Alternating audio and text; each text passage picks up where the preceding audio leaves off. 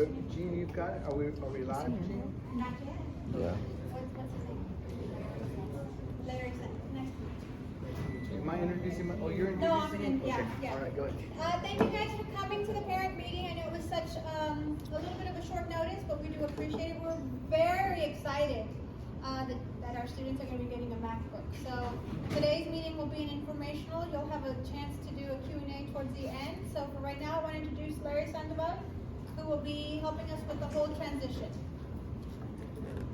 Good evening. My name is Larry Sandoval. I'm the director of the Technology Project Management Office for Fort Worth ISD. Glad to be here this evening to tell you about the MacBook distribution. We can go ahead and go to the next slide. And here this afternoon, or this evening, we also have some other Division of Technology people here. Wyatt Sledge, Director of Customer Service. Liliana Cervantes, one of our customer service managers. Gene Otto is here as well. Gene, and I'll go ahead and get started with the next slide.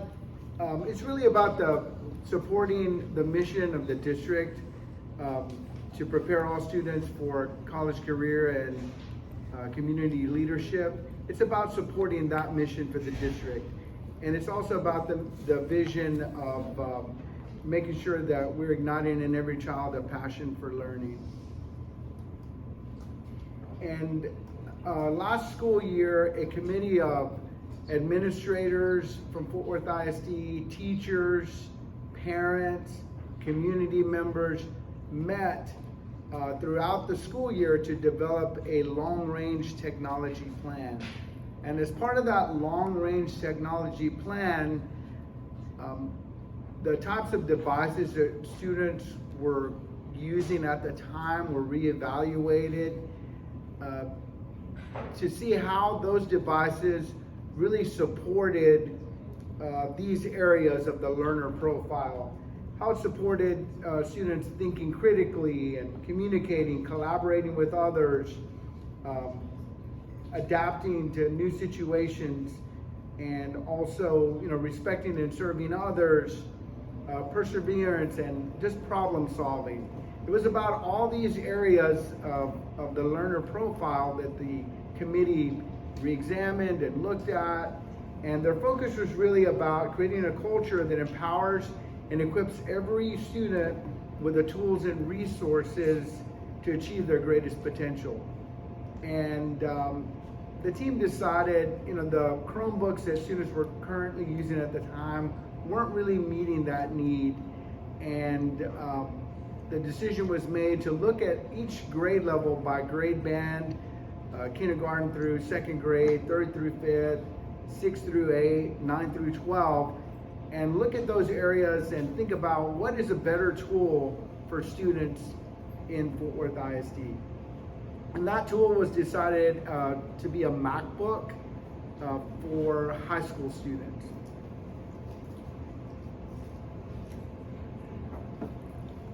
And the process that'll happen this week is we're asking every student to bring their old Chromebook and the power cords to be collected.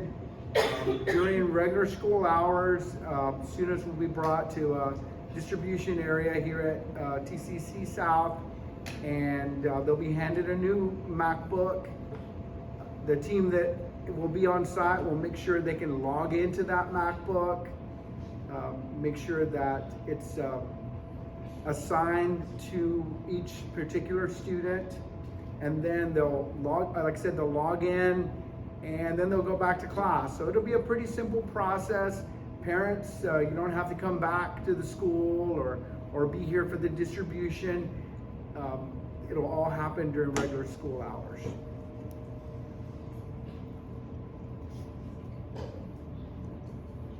And again, I want to emphasize that bring the Chromebooks, even if they're not in working order, maybe they have a broken screen. Just bring those Chromebooks back. We want to collect all the Chromebooks, whether they're still in perfect condition or maybe they're a little more gently used, but bring those Chromebooks and power cords. If you happen to have more than one, because you got assigned a second one, bring that Chromebook back because we really want to collect them. After all the Chromebooks are collected and after a period of time, they won't work anymore because any that don't get turned in will disable the ability to use those Chromebooks. So they need to be turned back in. And this is what students will get. They'll get a MacBook with the power cord and along with a case that the MacBook will be in. And it's a protective case. It's we still ask that students are careful with their MacBook and treat them gently. Even though they have this case on them, you still want to treat them carefully.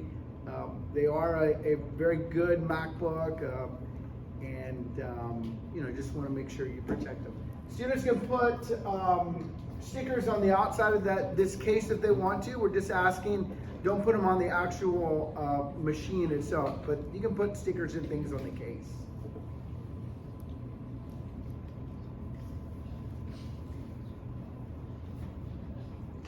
Gene, you want to take this? Or no, you're holding the machine. Okay, I'll take it. All right.